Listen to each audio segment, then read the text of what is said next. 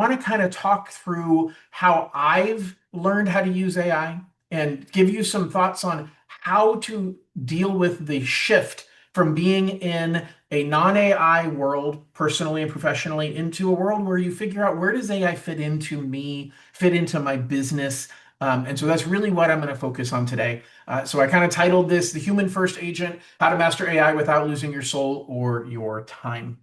So as always, I want to make this as interactive as I possibly can. So if you have questions about anything, feel free to post that into chat if you are watching live. If you're watching recorded, then post it into the YouTube comments, and I'm happy to go back and answer questions at any point in time. So really what we're talking about here is balancing technology and figuring out where it fits into you when it comes to the value you provide to your clients, the efficiency versus losing the human touch, because that's something that a lot of people are concerned about. I've been concerned about that as well, and so I really want to address that as we talk today.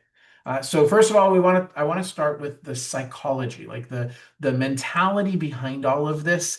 The biggest thing that I find when I'm talking to anybody, now obviously my audience here is real estate agents, but I talk to a lot of business people about AI, and there's a big fear. There's a fear at the most basic level that says, I'm worried AI is going to replace me, that it's going to take my job. The truth is AI is going to take some people's jobs, no different than the assembly line during the Industrial Revolution took some people's jobs. There are jobs that are going to go away. Now, that doesn't mean that there aren't going to be jobs that are created, but with any revolution, with any technological enhancement, there's going to be things that we did that technology replaces.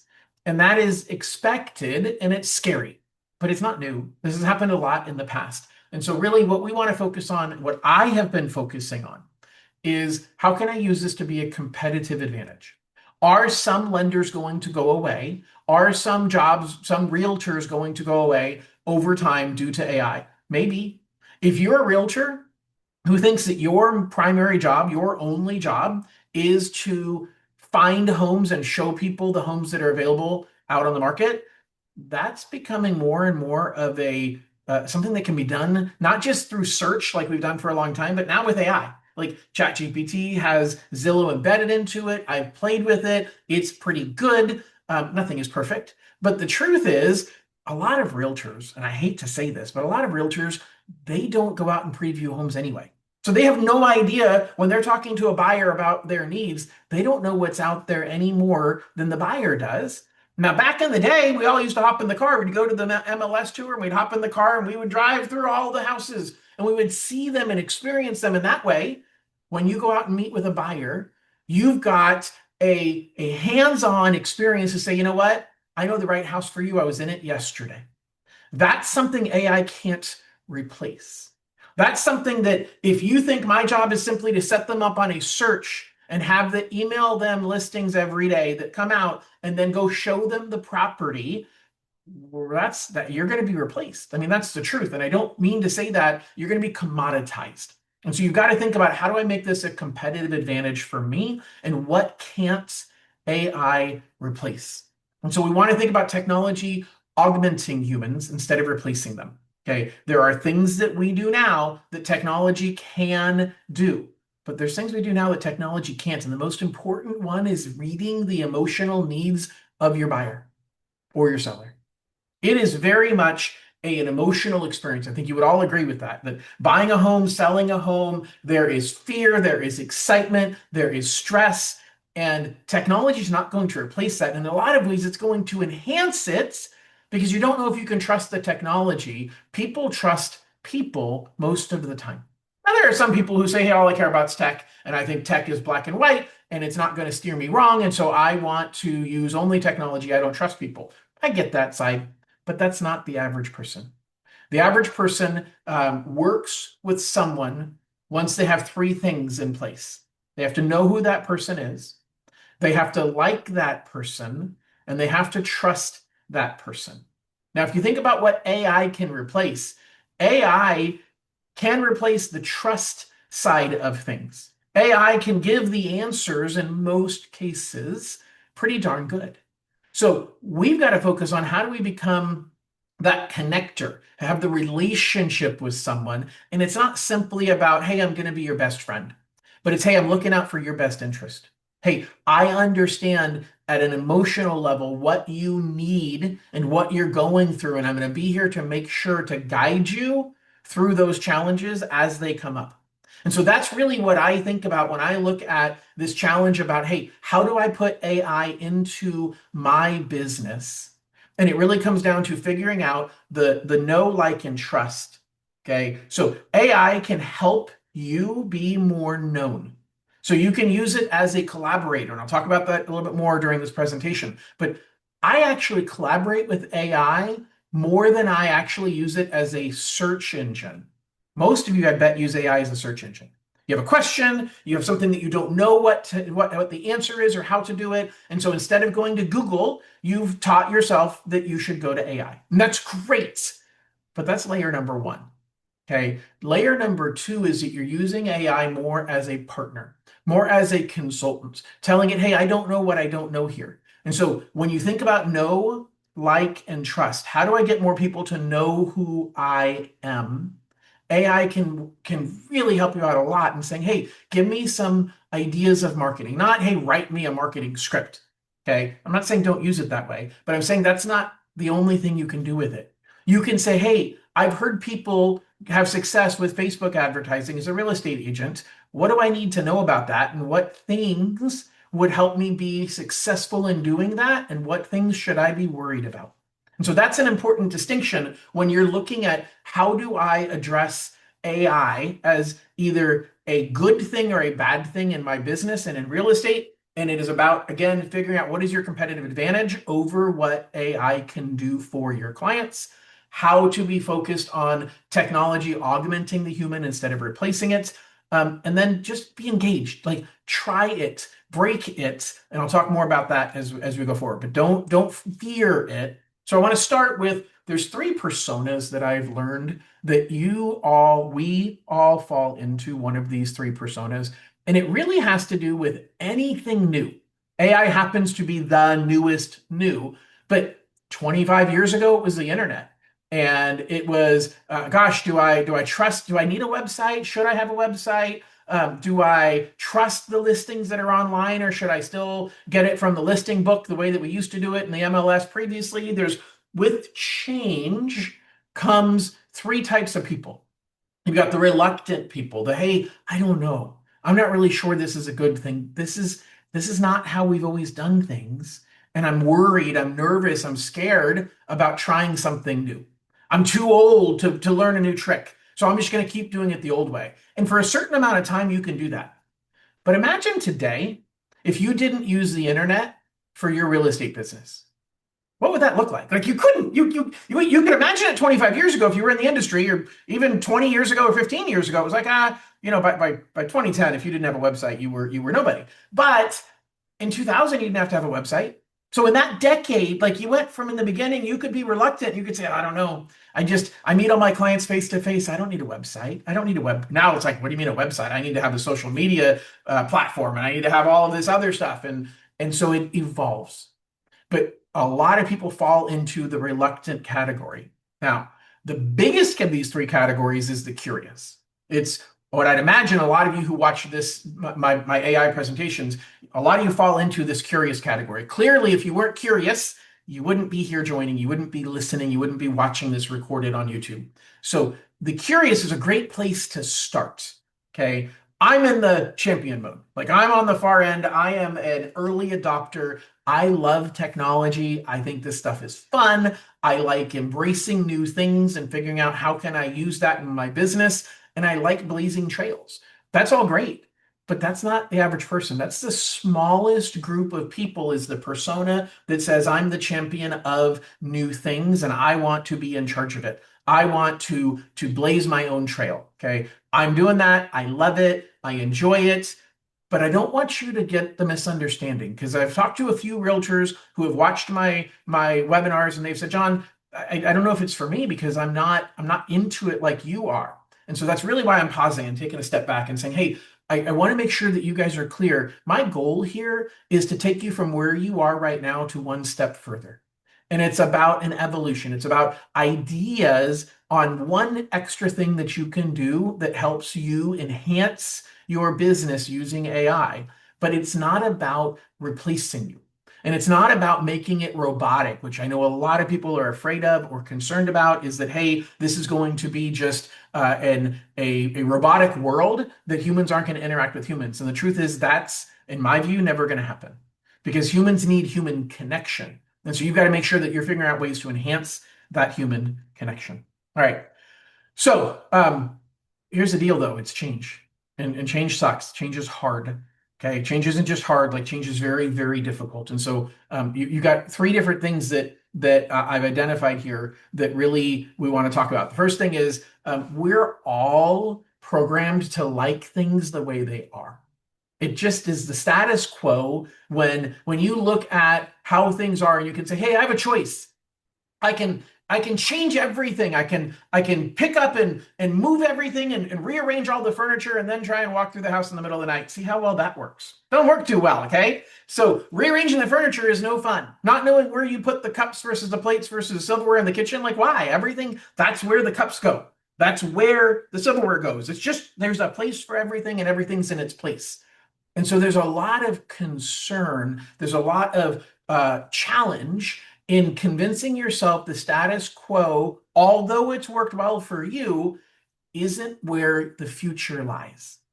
I remember being in high school, I was very introverted, like very introverted. Nobody believes me, but I was. And I graduated high school and I said to myself, you know what?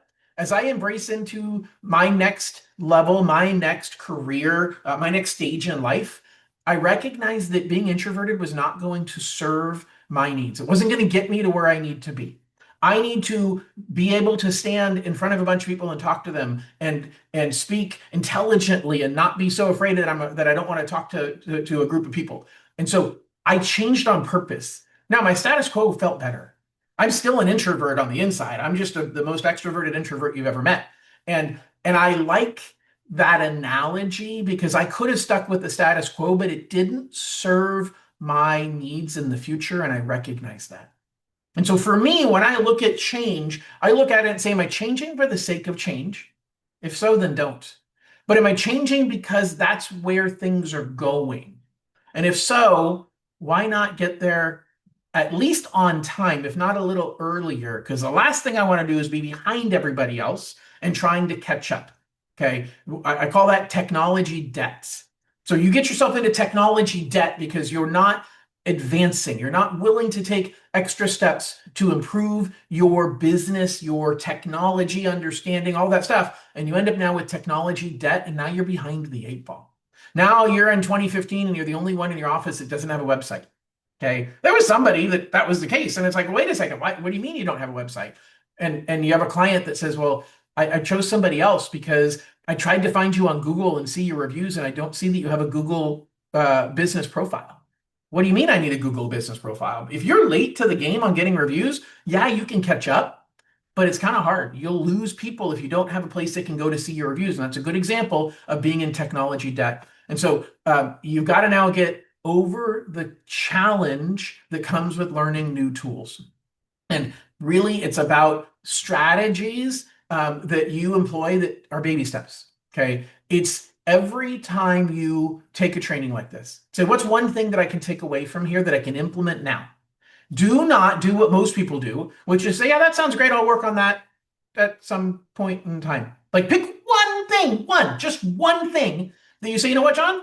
That's something I can add to my business. That's something that I can do in my business that is going to help me, and I'm going to start working on that now. And here's the coolest thing about AI.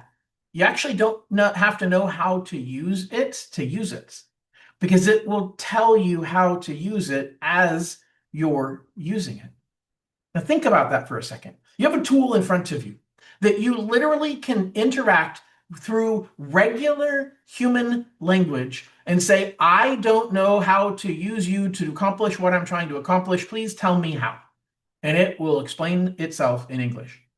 I was working on something this morning and ChatGPT came back and said, hey, do you want to use the ABC method for that? Now, most of us, just from a human perspective, don't want to admit that we don't know something. And so if somebody said, "Hey, you want to use the ABC method?" Yeah, sure. Reminds me of a movie. Oh my God, I cannot. Mr. Mom. Mr. Mom? Yeah, Mr. Mom. And the boss comes over and he's the husband, stay-at-home husband is he's got his overalls on, he's got the tool belt on, and he's like, "Oh yeah, I was just out doing a whole bunch of rewiring of the house and the boss says, "Oh, really? You doing like 120, 240?" And he's like, "Yeah, 240, 280, 360, whatever it takes. I'm going all the way." Okay. Well, obviously, because he has no clue what he's talking about, but he didn't want to admit it. You can admit it to AI. You can tell AI, "I don't know what to do. I don't know how to use you to help me in my business. Help me figure it out." It's that simple. If you say, "You know what? I watched this video and John King, amazing guy, absolutely wonderful lender. I'm going to send all of my buyers to him going forward because he just taught me so much. That guy gave me a tip and I don't know how to implement it. And so, can you give me an idea of how to add that to my business and ask it what to do?" Okay, so you've got to use those strategies on how to learn new tools. All right, so let's talk about the four mindsets of an AI powered realtor. So the first mindset is using AI as your assistant. Okay, so when I talk about using it as your assistant, again, right here on the screen, what we're talking about is handling repetitive tasks. So the thing about AI is most people, when I say AI, you think ChatGPT. You think, "Hey, I'm using this as a conversation," which is great, but it requires you to log in and push a button. It requires you to type something in there to say, "Hey, I want this to happen. Make this happen for me. Explain this to me." Well, there's a certain point when you want it to work autonomously. And that's kind of the next step. That's kind of the next stage. And as we move forward this year, I'm going to teach you some tools to be able to do that. And hold on one second. My camera is being funky. So give me 1 minute here to try and fix something on my camera. All right. That should be better. All right. Cool. So you want to figure out, how do I make this work autonomously? So that's the next step. I'm not going to teach you that today. I'm teaching you the concept that says, "Hey, when I want to write when I have a new listing that comes in, a lot of people say, 'Oh yeah, let's use AI in order to write the listing description.' That's fine. Okay. Don't paste what AI wrote, but use it as a starting point. Get 80% of the way there, and then you are the editor. Instead of you being the writer, you're the editor, and you're talking back and forth to the writer to make it better. Okay, so you're shifting your mindset. But wouldn't it be better if you could tell AI, "Here's the 10 things we do every time we get a listing appointment or every time we get a listing agreement signed?" And so you can feed the listing agreement into your AI and say, "Go." And it spits out the 10 things. It spits out a website that's pre-made with all the information about that property. It spits out the open house flyers that you're going to need for that property. It spits out everything that you need. AI can do that today. Now, today you've got to either pay a lot of money for somebody to do it, you've got to build it and subscribe to their portal. And in a lot of ways, done for me is where most of you need to go. Okay. Most of the second part that you can do is you can build it yourself. Now, I'm building a lot of these tools myself, but it's because I'm the champion. I'm on the extreme end of, I'm really enjoying playing with it, and so I can build the tools myself. They're not hard to build. And so if you have any inclination to, "Hey, I like technology, I like tinkering, I like playing with this stuff," then ask AI, "How would I build this? How can I actually build my own website that would allow me to track this stuff? How can I build my own process that I just feed in the one thing and it will do these 10 activities and email them all to me?" Is that possible? It is. You just have to ask AI how to do it and then build it. But if you're going to go down that road, I caution you, don't do that as your full-time job. That's got to be your side hustle. Your full-time job is real estate. Your full-time job is prospecting and finding buyers and sellers and then assisting them through the transaction of buying or selling their home. You cannot allow AI and creating these tools to replace your full-time job. That's got to be your part-time job, your side hustle, the things you do when you're not working your full-time job. That mentality has served me well over the years, whether it's AI or anything else that I've dove into to say, "I want to learn how to do this and I want to build it on my own." Make sure you think of it as your side hustle. Don't think of it as your primary job. Okay. You can have lots of side hustles, but you pay the bills through your primary job. and you cannot work 40 hours a week building AI tools, yes, they'll be valuable, but you're going to end up starving and losing your home and your credit and all the rest of that stuff if you go too far onto the side of building instead of doing your primary job. So it can handle repetitive tasks. It can free up time for you by automating things, and it can enhance your efficiency. I love this. Enhance your efficiency, not replace your judgment. So don't allow AI to make decisions for you. It can guide you. It can make suggestions. You're the final authority, okay? I like to think of AI, and I want you to think of it this way, that you're no longer the technician on all of these things. You're the manager, you're the supervisor, you're the advisor, you're the editor. You've moved up a level and you've hired staff, really cheap staff, like $20 a month staff, okay? You're leading them. And again, the staff is smarter than you are. Don't be threatened by that. A lot of people are. But the staff is smarter than you are. And so you can use that staff and have them be the ones that teach you how to use the staff. And so it's really, really critical that you use it the right way. All right. So the next role is as the editor. So have AI, instead of just being your assistant, have them be the editor, and they transform your raw ideas. I throw a lot of information into AI. Hey, check out this article. I think it might be something that I can use for future content. Help me digest it. Help me turn this into the first version of a social media post about this article that I just read. And so I'll put a lot of information in there and have it help me refine it. I might sometimes write my first draft of something. Now, I don't write emails through it. Like, emails are one-to-one communication. But if I've got an email template, if I've got the new California Dream for All program is relaunching this year, and there's going to be a lottery coming up soon. That there wasn't a lottery. It's been 2 years since there's been a lottery for this program. And so I'm really pushing this a lot and using it as an opportunity to generate leads and get prospective buyers in California. Well, I've got email templates that I'm sending out to people that is going to be a generic email at different phases. That's perfect to have AI write. But when I'm writing an email to a client that I'm specifically talking about, hey, by the way, with this particular property that you're looking at, and you asked me to give you a quote on what your monthly payment's going to be, I don't have AI write me those emails. Like, I don't, some people do, like, oh my gosh, I run everything through AI, it's great. Yeah, well, you've lost your voice. Like, you're not even, and many times they just don't even read them. I think that, as we talked earlier, use AI to enhance efficiency, not to replace your judgment. And so that's really, really critical to think that way, to change how you operate, but it can help you in being an editor, being able to, as an example here, this AI application example, turning a casual car ride recordings into a newsletter. So that example is, if you are whatever, you're driving to a listing appointment, you've got a 30-minute drive. During that drive, you have 2 ways that you can use AI to help you create content. Number one, just simply go to the voice memo on your phone and record yourself talking about what content you're trying to create. So, hey, I'm just thinking about what my newsletter is going to be next week, and I think we should probably do it on this topic, and here's why, and here's what I'm thinking, and here's what I think the benefit would be to my audience, and I want to include these particular things. And you can ramble, you can talk forever, you can do whatever you want, and then you press stop, and then once you get to your location, you upload that into AI. Hey, I recorded this, and I want you to translate it, and I want you to tell me your thoughts and create a first draft based upon what I gave you. Okay, so by doing that, you're now putting the drive time, the downtime, the I'm not productive time, and making it extremely productive time, making it time that you are able to get a lot of work done. But here's the actual advanced method, which is almost all AI systems, including ChatGPT, has conversation mode that you can actually talk to it like you're talking to a person.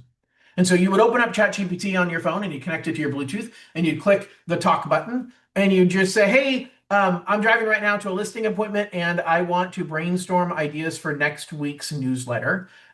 So I'm going to give you an idea of what I'm talking about, and I want you to ask me questions to clarify what I'm doing. One of my favorite tactics, ask me questions. Have AI interview you. So you give it a topic, you give it something you're trying to create, and then you say, have it interview me. So John just said he loves that feature. It took him a while to do it, but now he'll only talk to it. John, just like you, I have a hard time getting other people to want to talk to me too. So AI becomes my only friend. So I understand that. I'm just kidding, buddy. No, but the fact is that yes, you can talk to it, and now you're actually able to have a productive conversation that makes progress on the topic instead of the first way, which is you're just monologuing. And then later on, you're like, oh, I forgot about whatever, or man, I wish I would have thought about. And so sometimes when you're in that conversation, and John will probably attest to this, one of my favorite things then is to say is, hey, what am I missing? What am I missing? That's it. What am I missing? And it'll come back and it'll say, you know what, John, you're absolutely amazing. Just like always, you haven't missed a thing. I wish it would say that. It doesn't. It tells me what I missed. Okay. And so I'm able to get better by asking for where are my blind spots? What am I missing? Yes, Martha, what am I missing? Exactly the phrase that I give to AI all the time. So my first phrase I gave you that I want you to remember is ask me questions one at a time. Okay. Get it to interview you. The second one is what am I missing? You don't know what you don't know. You're talking to the smartest brain in the universe. Tap into it. Okay. Let it guide you. Don't be the expert and don't have ego saying, well, I know better. Okay. Yes, John, this is recorded. It'll be on my AI YouTube channel. We'll send out the link to everybody. So no problem. All right. So the persona we're talking about now is the editor. A big one for me, and I feel like some people use it this way, but very, very few, is using AI as a coach. AI, again, smartest brain ever, with the voice interaction, the ability to talk through it. You can use AI to help coach you. So you can use it to help build real world skills that you need in sales. Okay. Whether that is, and again, if you don't know what to do in like what skills is John talking about, ask AI. Ask it, hey, I understand you can help coach me. What does that mean? What kinds of things could you do in helping coach me to improve my business? And then shut up and listen or read. Let it talk. Hey, dig deeper into number three. I kind of like that, and I struggle with it. Ask me some questions about the things that I struggle with that you might be able to help coach me to get better at in my business. It's about how you talk to it, and it's about you understanding that it can really help drive your business to another level if you just use it in the right way. So, role playing. We all love role playing, right? No, nobody loves role playing. Okay, role playing, though, is critical because you are going to do it live with a person. Why not do it live with it when it doesn't matter? Okay, it's like if you're in you're a major league baseball player. Guess what? You have to take batting practice. Why? Because it's about repetition. It's about getting the muscle memory that says, I know what to say, I know what to do in this particular situation. I am a huge fan of role playing. Now I'll tell you, the number one reason why people don't like to role play. I've been coached for the last 15 years. I've been a coach of loan officers across the country for the last 10. And the number one reason why people don't like role playing is they're embarrassed to look stupid in front of their peers. That's it. That's it. That is the number one reason. Well, guess what? AI can't embarrass you. There's nothing about it that's going to be, oh my God, I can't believe I said that in front of you. But the truth is, you say that in front of your clients because if you're not role playing, then what you would have said during the role play is what you really say when it matters. So why not get it out of your system and get feedback on how you could have said that different when it doesn't matter? And in this case, it is not threatening because there's nobody to be making fun of you. There's nobody to be embarrassed in front of. And so role playing, I think, is really, really critical. Thanks, Loretta. I appreciate that feedback. I thought everybody was sleeping. I'm just kidding. So role playing is very, very, very important. And I think that using AI to do that is a tactic that you should do daily. Even if it's 10 minutes of, hey, let's role play and make it about what you're going to do that day. So you know that you've got a buyer that you're going to talk to for your initial buyer's consultation, and you're going to go through your buyer's presentation. You all have a buyer's presentation, right? Okay. You should have some rhythm of what you cover during your buyer presentation. If you don't, ask AI. Hey, I heard from this amazing lender who I'm going to send all of my buyers to going forward that I should have a buyer's presentation and I don't know how to build it. I really don't know what I wanted to say. What are your thoughts? Interview me to talk through what I like my buyers to know and help me put it in a structure that will make it really simple for me to remember and easy for them to digest. And bam, you're going to get a really, really good outcome because you ask really good questions. All right, so beyond being the coach, AI is your creator. Like, and a lot of people do use it for this. Oh my gosh, all my social media is done on AI. Okay, it is. I have a team member who does all of my social media. She actually records the. I'm kidding. I was going to say she records the videos. It's her, not me. It's me. I'm just kidding. But she had AI create a script for a short video for a reel that she wanted me to do yesterday. And I pulled it up and I was reading it right before I started recording. And I'm like, this is totally wrong. Like what AI had said, I know isn't true about mortgages. And I said, well, gosh, and I don't blame her. I'm not, but most people will accept what AI says. Yeah, that seems right, especially when it's not in your lane. Like this thing said, hey, we saved our client money by getting them a 2-1 buy down, and it saved them $250 a month on their $700,000 home. I'm like, that doesn't sound right. I pulled out my mortgage calculator and I'm like, yeah, it would have saved them $600 a month the first year, not 250. The math was way off. But AI just threw a dart. And as a realtor, you wouldn't know that that was off. And so you end up talking about things that aren't in your lane. And I don't care. I'm not telling you don't talk about things that aren't in your lane. But what I'm saying is be very careful. Because AI, when it's in creator mode, it's thinking about being creative. Well, creativity and accuracy don't always mix. They're two different sides of the human brain. And in the AI brain, I'm finding it's kind of the same thing. The more you're asking it to be creative, the less it's focused on being accurate. And so you've got to be very, very careful when you're saying, oh my gosh, AI automatically does all of my Instagram posts for me. You got to be very careful. Okay. Have it be a partner. Have it be the first draft or the reviewer of your first draft and say, this is what I want to say. Make it pop. Make it so all the kids are going to like it. Okay. So whatever the kids like now on social media, I don't know. But that's how I use it. And that's where I would think as the creator mode, that's how you should be using it. All right. So some of you are running teams, some of you are not. If you're not running a team, there's some of this that can be valuable in implementing kind of the team of me. Okay. But if you're running a team of other people, this is going to be highly valuable because it's really talking about how to get others to embrace AI. Okay. And sometimes you are the others. And so 3 steps: aspiration, inspiration, motivation. And so you've got to have a clear definition for your team of what is it that we're aspiring to. Like, are we trying to replace all of you? Because that freaks them out. And so if you have team members, if you have a TC, if you have an assistant, and you're saying, hey, let's help put AI into the business, be real clear on how that's going to complement their job, not replace them. Okay. What does adoption look like and how's that going to fit in for you and for our team? And then the key is share stories of times that you've made it work. Show, if you're a broker owner or you're running a team of real estate agents, that you want to show them wins. You want to show them things that you've done that have worked so they're inspired and say, oh my gosh, it's worth it for me to try. It's worth it for me to put in the time because I'm somebody that really is afraid to even try this and I don't see the benefit of it.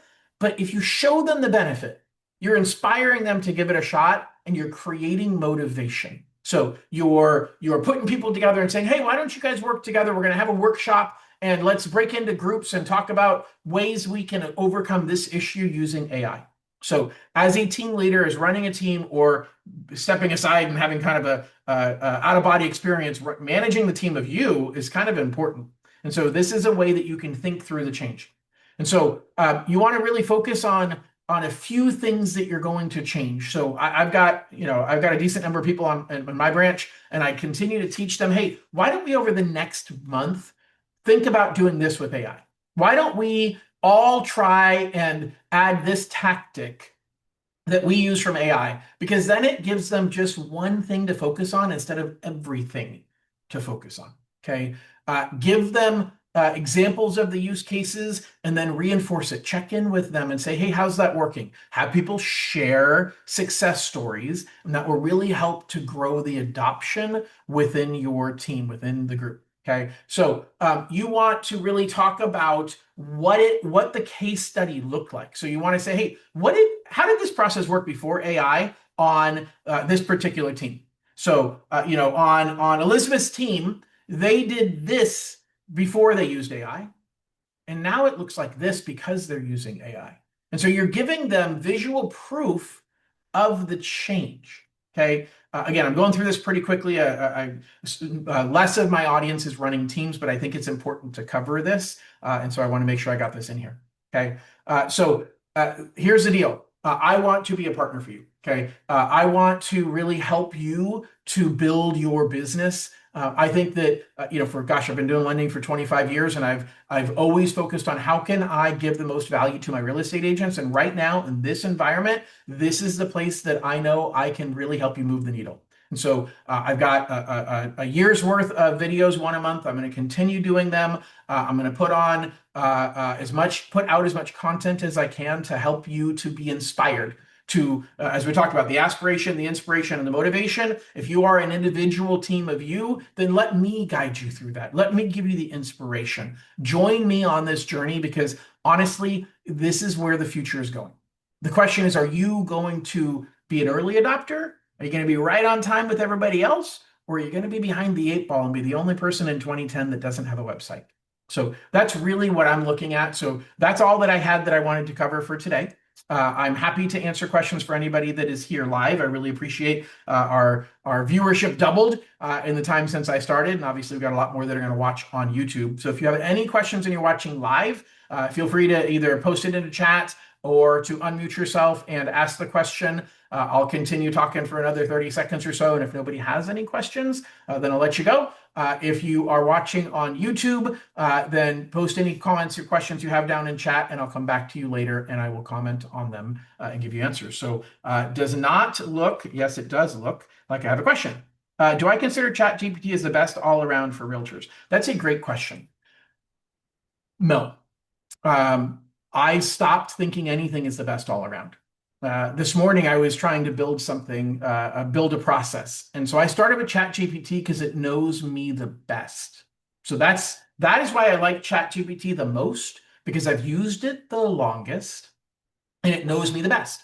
And so when I was brainstorming with it, it knew so much about me and says, well, John, what about this? Hey, John, I'm like, hey, give me some ideas of how I can use this in all the different areas of my professional life. It knows all of the areas of my professional life really, really well. And then I took that and I put it into Claude. So I created the output and I put it into Claude, because Claude is really good at writing, really good at the written word and how it structures the written word. And so I put it into Claude, and I use Claude a lot for writing. Now I'm actually diving deep into building web apps and doing coding, and I'm not doing any coding. I'm using AI for it. But Claude, I'm using Claude to build the documentation. So if you're saying, hey, I want to have an operations manual for myself, for my team, I'm bringing on a TC and I want them to know what the work is that we're going to do, I start with ChatGPT because most of us have used that the longest. Hey, this is what I'm trying to create. What thoughts do you have? Interview me. What am I missing? Okay. Then I take that out into Claude. Claude will literally put together the entire manual for you, broken out really, really well into great chapters, downloadable. Claude's amazing at that. I'm really loving Gemini. Gemini has come a long, long way. Gemini is Google's AI. Google has Notebook LM that I love. Again, I'm not going to go too deep into all this. I've talked about Gemini in multiple webinars over the last year. I've talked about Notebook LM multiple times, but I will tell you that when it comes to accuracy, right now, Gemini is my go-to. If I want to structure something, if I were you and I was saying, hey, I have CC&Rs and my client has questions about how the CC&Rs break down, always be careful. Obviously, as you're giving advice, you don't want to give advice saying, oh, hey, here's the answer to the question. AI read the CC&Rs. Y'all know that you don't want to do that because you're then taking liability that if you said something wrong. But do you sometimes want to know, hey, how does this really work? I want to break this down properly. I want to understand this quote. I want to understand this budget from this homeowners association and what things I should be worried about. I find Gemini to be really good at a lot of stuff, but I use it for my analytical stuff a lot. So when I want to write something out that is very highly analytical, Gemini crushes it. And so I might be structuring, I did it recently. I had a client who's looking at doing a renovation loan. And we had a conversation about it, and I got his permission to record the conversation. And then I stuck that conversation into Gemini. And I said, write this out and outline all the numbers we talked about, how it all fits together, double check to make sure that my math adds up, and point out anything that I am missing. And I went through that, and I actually did the same thing in ChatGPT, and Gemini crushed ChatGPT. So here's the biggest problem, Heather. It's going to change tomorrow. Now, is it literally changing tomorrow? I have no idea. But there'll be a new version of one of them that's going to make it better than the other one. And so use what you use. The best one is the one that you're going to use. I use all of them, but that's because I'm the champion. Okay. So if you were here earlier on, we talked about kind of the person that's nervous and afraid of it and they don't want to change. And then you've got kind of the AI curious, and then you got the person that's a champion. I'm the champion. I've dove in feet first. John Diaz is a champion. Like John has dove in all the way on the deep end of the pool, right, John? Yes. So it is really critical that you understand who you are and don't try and become somebody you're not. And so if ChatGPT is what you, thank you, Heather. If ChatGPT is what you use, then use it because they're all really close to the same. But some of them are better at other things. And because I have championed this, I'm getting a better understanding. But if it's too overwhelming, like, I don't know, man, I keep jumping. I forgot where I put that conversation and I can't even find it. Then use one. And yes, ChatGPT being the most commonly used is the one that has the easiest adoption. People understand it better. Your friends are using it. Everybody's doing it. Come on, try it. No, I'm kidding. But it is probably I was making it, well, I won't go where I was going. Anyway, the fact is, ChatGPT is great overall. But no, I would not. When you ask me, is it the best all around for realtors? I think that if you really want to start getting better at this, you really want to start taking the same question and just paste it into multiple LLMs, multiple AI systems, and see what response you like the best. And then start playing with that over there. That's really what my advice is on that. All right, guys. If there's any other questions, feel free to post them right now. Otherwise, I just want to point out that I don't make any money from YouTube. I'm not getting paid for my AI advice. I make money through mortgages. And I have 3 kids that are going to be going through college soon. And I have some big college bills to pay. And so I could use your help with that. And so if you have a buyer who's looking to purchase a home, if you have a homeowner who's looking to refinance, to pull cash out of their property, get a home equity line of credit, that is how I get paid. And I would really love the opportunity to take great care of them and you. It does not look like we have any other questions, so I'm going to let you all go. Have an absolutely wonderful Thursday. We'll talk to you all soon, and make sure to check out the library of videos that I've got on my AI YouTube channel, and join me first Thursday of every month, even though this is the second Thursday. I wasn't here last week. So I will talk to you all soon. Have a wonderful weekend. Bye-bye.